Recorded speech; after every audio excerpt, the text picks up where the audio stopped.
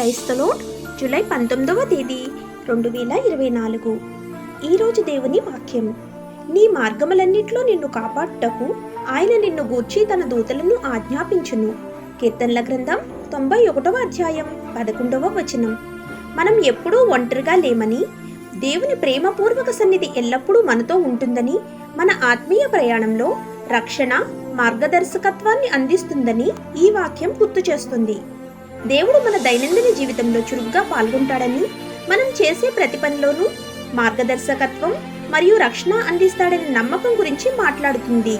ఆయన పరలోక దూతలను తమను చూస్తున్నారని మరియు వారి ప్రయాణంలో వారికి మార్గనిర్దేశం చేస్తున్నారని తెలుసుకుని, దేవుని ప్రేమగల బాహువులలో వారు భద్రత, ఆశ్రయం పొందగలరని ఇది విశ్వాసులకు గుర్తు చేస్తుంది.